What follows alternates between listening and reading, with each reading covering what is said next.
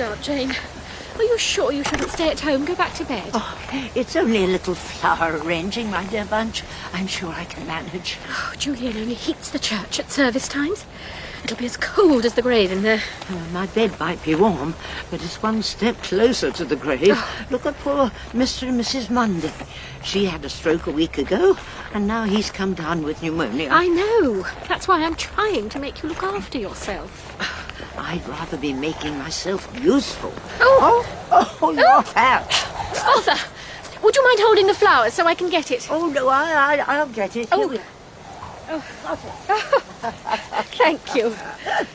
Oh, a little rakish, but it suits you. Thank you, Aunt Jane.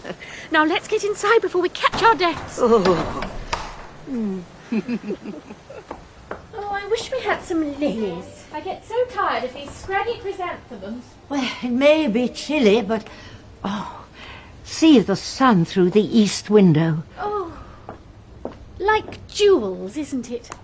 I often think the coloured glass is quite crude, but when the light shines through it... Look, on the chancel steps. Is he all right? Oh, I don't know. He could be sleeping. Hello? Hello, sir. Perhaps we should fetch Julian. Excuse me, sir, are you all right? Sanctuary. Oh, my. He's been shot. Don't move, please. Don't try to move. I'll get help. Sanctuary. Go, Bunch, quickly. I'll be safe with him here. Will you? Are you sure? Oh, my. Go before it's too late.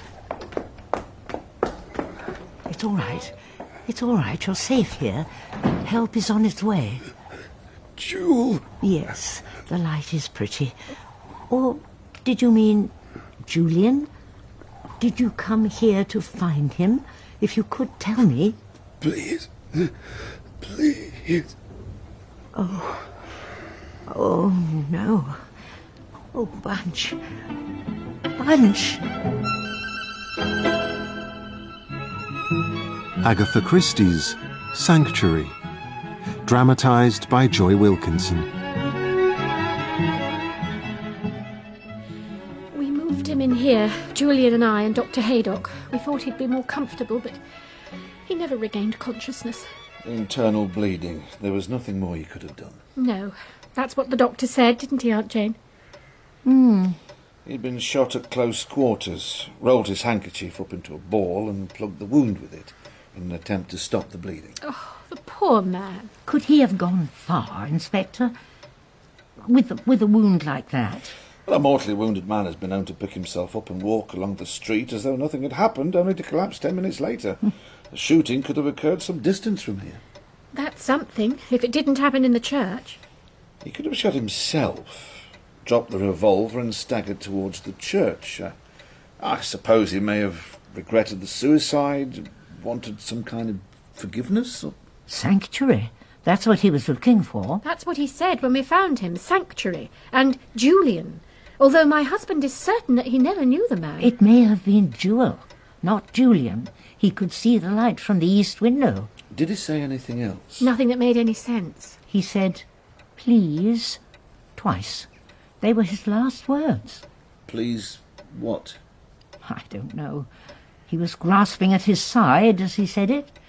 It was as though he wanted me to do something, but I don't know what. You did everything you could, Aunt Jane. Oh, come this way, Inspector Slack. I have things from his coat.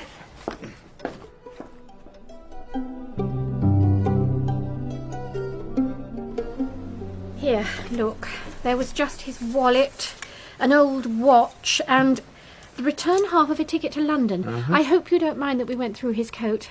There was blood all over, and we were trying to find out who he was. There are some initials on the watch. WS.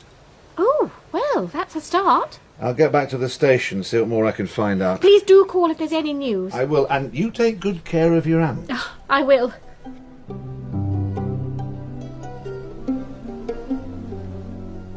Oh, that was a delicious dinner, Bunch. You barely touched it. But now I really should be going home. Oh, I've told you you're welcome to stay the night. We've got plenty of room. Shouldn't you answer that? Only if you promise not to vanish while I'm gone. I promise. Go along now, it could be important. Sanctuary. Jewel. Please. Please. Oh, Jane, you've put your coat on. I told you, dear, I'm going home. That was Inspector Slack. It's all been solved, the man. You know who he is? His name was Sandbourne. His sister, a Mrs. Eccles, she called the police to say he'd gone missing from their home in London and had taken her husband's revolver with him. He'd been depressed. They think he came here from London and shot himself? He'd been in a low state for some time and getting worse. But why come here? Did he know someone here? Inspector Slack didn't say. I suppose when someone is unwell like that, there's no accounting for how they behave. I suppose so. It's a huge relief, though, isn't it? That it wasn't a murder. Yes, dear. If that is indeed the case. Mrs. Eccles wants to pay us a visit tomorrow. Me, I mean. You don't have to be here. I could get Julian to help out. A clergyman is so useful when people are bereaved. No, I'd like to be here to meet her. If your very kind offer to stay is still open.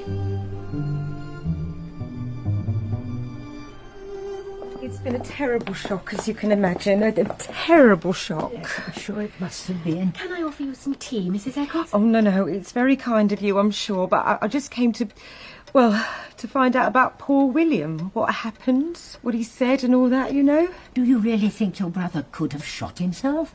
He'd been abroad a long time. I know he'd had some very nasty experiences, though he never said what. Very quiet and depressed he's been ever since he came home. It said the world wasn't fit to live in. There was nothing to look forward to. Oh, poor Bill. He always was a troubled soul. Oh, dear. Perhaps I should fetch Julian. You think William took your husband's revolver? Pinched it, he did, without our knowing. And then it seems he came here to finish it. I suppose that was nice on his part, not doing it in our house. Why come here, of all places? Well, that's what I was wondering, Miss Marple. If he said anything, giving you any clues to what he was thinking? He said sanctuary. Sanctuary? What does that mean? I asked my husband. In Greek and Roman temples, it meant the place where the statue of a god would be put. In Christianity, you have the right of sanctuary in a church. Since the 4th century, my husband says. Oh, right. I think it means he chose here because it's a holy place. It makes sense if he took his life, that he might want to make amends. What do you think it means, Mrs. Eccles? I have no idea. No idea at all. Sorry. I should let you get on with your day. Vicar's wife is a busy lady, I know that. Oh, I really don't mind if you'd like to stay and talk. You're very kind, but I've so much to do. Oh, I almost forgot one other thing. I think you've got his coat. The police said you had it, and I'd like to take all of his things, you know, sentimental-like. Oh, well, I gave the inspector everything from the pockets, his wallet and watch. What about the coat? Oh, well, it was such a mess. I'm not even sure what I did with it. I believe it went upstairs with the towels and basin. Oh, yes, it needed a proper clean. It was so stained. Could I have it back, please? What now? Before it's been cleaned? But that doesn't matter.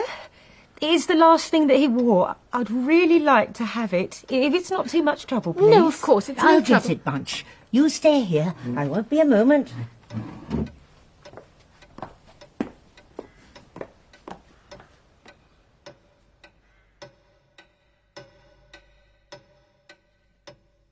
Is she going to be long up there? I'm sorry. Perhaps I should check if she's all right. She may have had a spell. She hasn't been very well lately. Oh, I'm so sorry. The Daily Woman had put it aside with the other clothes that were going to the cleaners.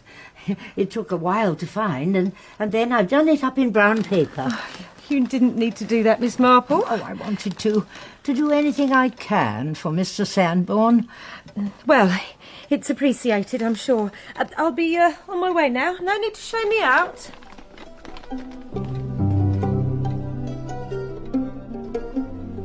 I don't feel like I was any help.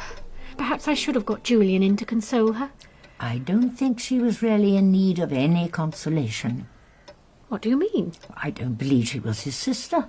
He knew what sanctuary meant, the way Julian knows. He was well-read, educated, nothing like her. I'm not sure that's fair, Aunt Jane. Julian is much better read than I am, much cleverer in every way. People can be completely different, however closely related they are. You are a clever bunch. But on this matter, I'm sure you're mistaken. She had no interest in the wallet or the watch, but the way she wanted his coat, that old, shabby, blood-stained coat, just as it was, that wasn't for sentimental reasons. Why else would it be? When he said jewel, he might not have meant the light. The way he kept grasping at his side made me wonder. You think there were jewels hidden in the coat? No, but there was something in there. When I found the coat, I saw that the lining had been sewn up with a different thread in one place, so I unpicked it, and I found a little piece of paper inside, and then I sewed it up again quickly with matching thread. That's why I took so long. But luckily I'm an old lady who takes a while to do things, so she shouldn't have reason to suspect anything. Aunt Jane, I'd been worried that you'd been ill up there. What was the piece of paper? It was this. A cloakroom ticket for Paddington Station. A cloakroom ticket? Mr. Sanborn had a return ticket to Paddington in his pocket. Hang on. A return ticket? Doesn't that prove that he was planning to go back? Not planning to commit suicide? Clever girl. But someone had other plans. Maybe Mrs. Eccles or someone she's in league with. And they shot him because they want whatever he's got hidden. At Paddington Station. That's why he said please. He wanted me to find the cloakroom ticket before Mrs. Eccles. No wonder she was so desperate to get that coat. This calls for action. I'll call Inspector Slack. No, not just yet, Bunch. I was thinking more of a nice trip up to London. We could go to the sales, get a few new towels and sheets, pass through Paddington Station. Really, Aunt Jane? Are you sure you're up to that? Oh, it's remarkable what effect the proximity of death can have. I've never felt more alive, and it's my responsibility. That poor man begged me. But shouldn't we leave it to the police? We're only collecting an item from the cloakroom. It'll be perfectly safe, as long as we're not followed. Followed? We'll go right now and call by to see Edna on the way. I think I'll be needing the old speckled tweed with the beaver collar.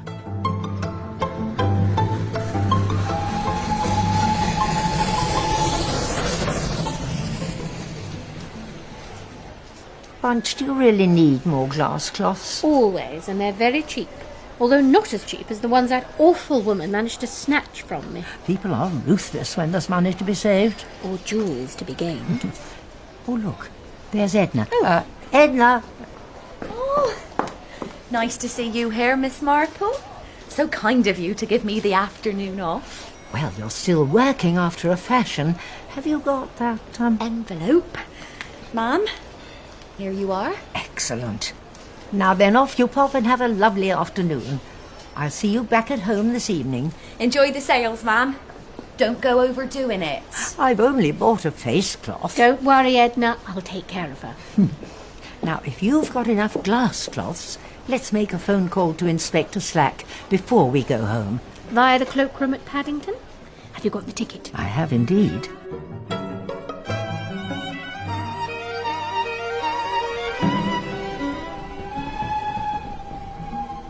You look tired, Aunt Jane. The sales are enough to tire anyone out. You'd better let me carry the case when we get back. Oh, it isn't heavy. No, but if someone has followed us and tries to take it, then I don't want you getting hurt. Someone most certainly has followed us, and they will try to take it, which is why I should be the one carrying it. I don't want you ending up like poor Mr. Sanborn. I don't want you ending up that way either. Oh, better that than ending up like poor Mrs. Monday. Oh, I knew we should have let the police deal with this. The police should be there if Inspector Slack got my message. Oh, here we are. Please let me carry the case, Aunt Jane. Do stop fussing, Bunch. I'm trying to look after you. Yes, but there comes a point where you can't. Sorry, Bunch. I have to do this. You understand? Very well. But I'm here if you need me. Not too close, Bunch. I don't want you to put him off. Ooh, where is he? Are the police here yet? Oh, you go and check. I'll just wait here. Oh.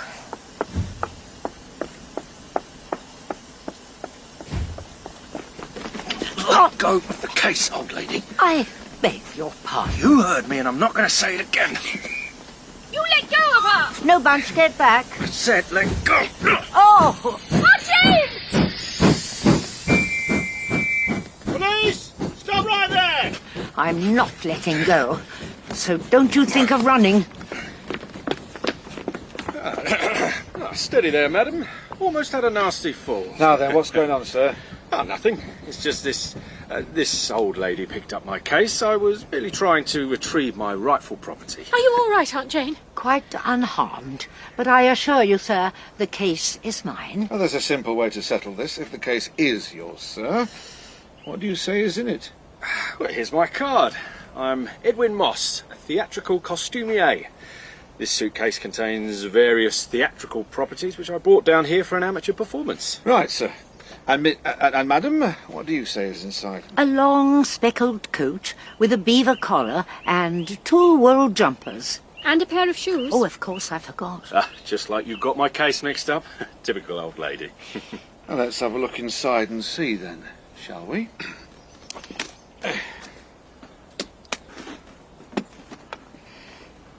A beaver coat, 2 jumpers, and a pair of shoes. But it can't be. Because you saw me collect it from the cloakroom. But you didn't see my housemaid switch tickets with me beneath the face cloth. Face cloth? Well, I don't know what you're talking about. I better go and find my case. Not so fast, Mr. Moss.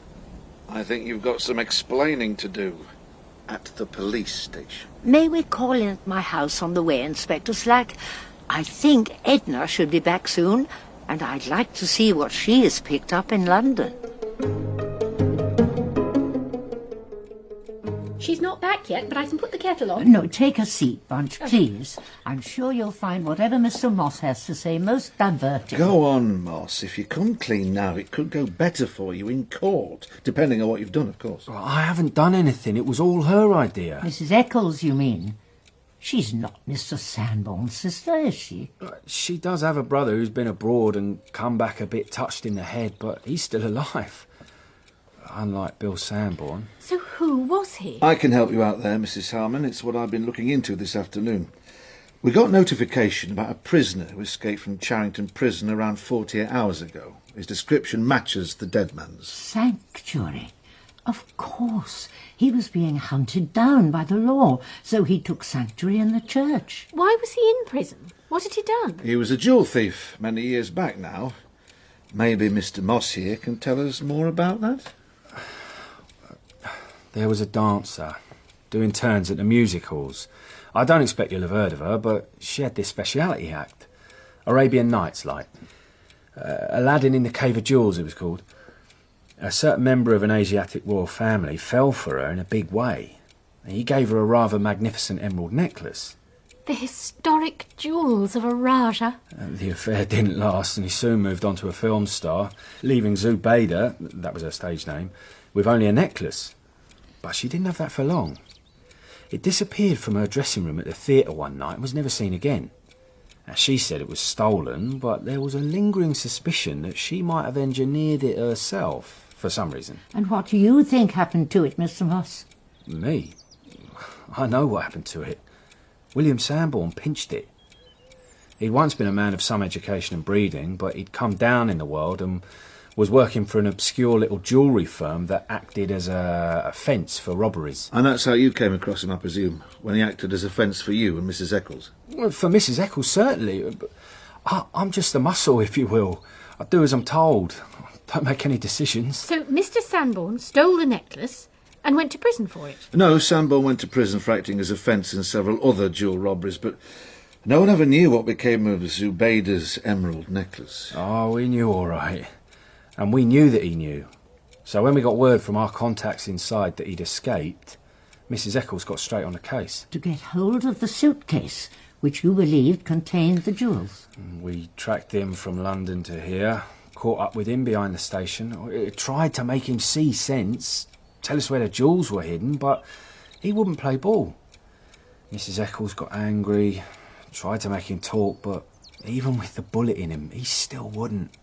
He wouldn't breathe a word. He just stared at us. A death-cold stare, and walked away. And she told me to follow him and finish him off, but I couldn't. That look in his eyes, I couldn't understand it. Why would you give up your life for some jewels? You risked your life for some jewels, Mr. Moss? You may yet lose it if the jury don't believe your story, if they think you pulled the trigger. Well, I'm just the idiot who runs around after her. Look at me, sent to accost old ladies on train stations. And I've even messed that up. If you don't kill me, Mrs. Eccles will. No chance of that. My lads are arresting her right now. Ah, here comes Edna, hopefully with Mr. Sanborn's suitcase. I tried to have a peek, but it's locked fast. Oh, shall I get a chisel, Inspector Slack? Have you got a chisel? The stronger of the two palette knives will do, Edna. Won't be a tick. I still don't understand how your maid got hold of it. I think he may be right, Inspector Slack. About Mrs. Eccles being the brains of the operation, it's quite simple, really, Mr. Moss. I had Edna come up to London on the next train after us and deposit a case of my old clothes in the cloakroom at Paddington. Then she swapped her ticket for the ticket I had, which belonged to Mr. Sanborn. So I collected the case of clothes, and you followed me back, leaving Edna free to collect this case in safety. Here you go, Inspector. Thank you. Now, here we go.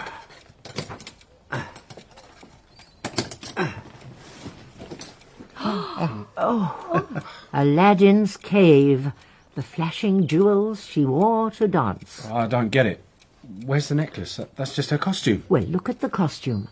What if you were right, and Zubaydah did plan the theft of the necklace with Mr. Sanborn, who was a jeweller? He took the stones from their setting and fastened them here and there on her theatrical costume, where everyone would take them for mere coloured rhinestones. That's why the necklace was never seen again. She made sure it went missing before anyone more unscrupulous tried to steal it. Mrs. Eccles, for instance. So the jewels were there all along, on the costume. Oh, Mrs. Eccles is going to go mad. Both you and Mr. Sanborn were under the spell of very clever women, Mr. Moss. But I think William may have meant more to Zubaydah than you do to Mrs. Eccles. How do you know that, Aunt Jane? Because of this suitcase. Zubaydah must have left him her jewels when she died. Well, she is dead, isn't she? Died last year.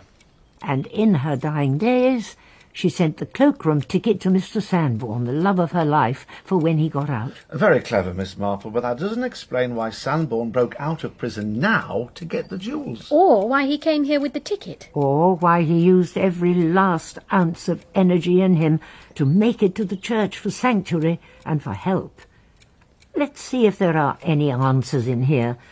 Could you lift the costume, please, Inspector? It is rather heavy. Hardly surprising, the size of those jewels. An envelope. I had a feeling there might be. What's in it, Miss Marple? A marriage certificate between William Sanborn and Mary St. John. Well, that was Zubaydah's real name. So she did love him. Oh, how romantic. And a birth certificate for their daughter, Jewel. Jewel? That's what he said in the church. And that's why he came here now and wouldn't give up the ticket. He came here to give it to his daughter, Jewel. But there's no one in the village called Jewel. No, but there's a nice, quiet girl who might have changed her name to something a little less unusual. Jill, perhaps? Jill? The little girl who lives with the Mundys. Their goddaughter, taken in when her father went to prison and treated as their own.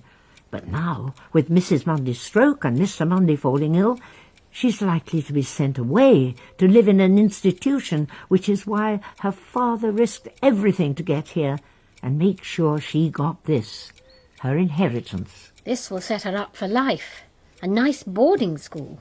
A place of her own one day. He wanted her to have it, even if it meant him losing his life. Does that make sense, Mr. Moss, of that look in his eyes? It wasn't just some jewels you wanted him to give up. It was his daughter's future. and he was willing to die for it. But now, thanks to you, Miss Marple, her future will be safe. Whereas yours, Mr. Moss, well, we'll have to wait and see. Oh, I had no idea he had a daughter, I swear. I'm sorry. This way, Moss. Mind if I take the case with me, Miss Marple? Of course. I'll make sure it's kept safe for young Jill. Oh, I do hope he took the right case. She won't be able to fund much with that old beaver collar.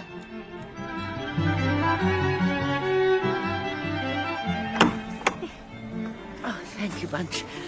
They brought lilies. Oh, lovely. So much nicer than those chrysanthemums. They're not for the church's flower arrangements, sorry. They're for Mr. Sanborn's grave. Oh. Where is it? Over here. Let me take your arm. It's a little uneven on the grass. Oh, I can manage, Bunch. It was only the other day I was fending off a violent attacker. And I still haven't forgiven you for that. Look. Here it is. Oh, yes. William Sanborn, beloved husband and father. Well, William, these are for you. Oh. There. Rest in peace. I hope you found sanctuary. Why don't you come back to the rectory for tea? I'm sure Julian would love to see you. Oh, thank you, Bunch, but not now. I think I'll go home. You're not feeling ill again, are you? Oh, no, I'm fine. No need to fuss. Very well. I think I'll walk back along the riverbank. Look at the Rose Bay willow herb while it's still in bloom. Goodbye, my dear Bunch. Goodbye, Aunt Jane.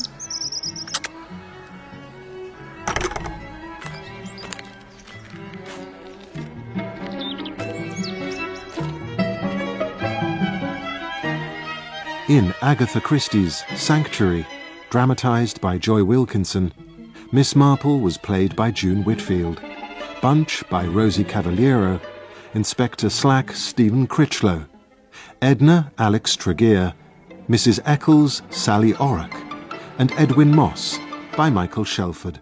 The director was Gemma Jenkins.